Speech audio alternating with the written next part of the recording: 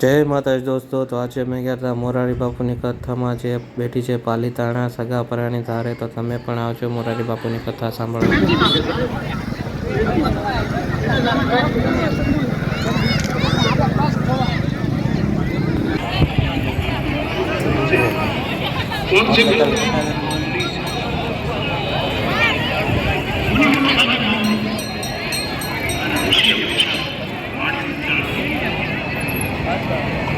સાચો વક્તા એ હવે તો આપણે તો ત્યાંથી પાડી શકીએ. બાકી જે મહાપુરુષો હતા એના માટે કે જે મહાપુરુષમાં મુનિનું મૌન હોય અને ઋષિની વાણી હોય એના જેવો વક્તા બીજો કોઈ નહીં.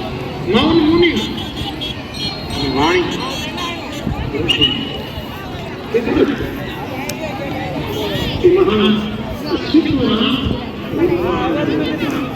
હવે હાલ ને પેલા છપતા નથી.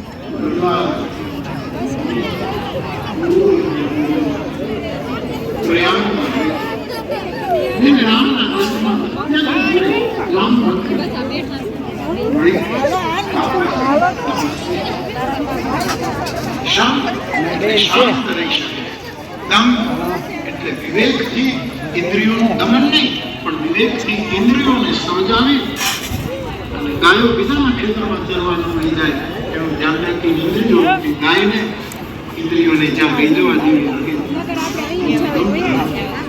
તાપ સમદમ દયા નિધાન અને દયા ખજાનો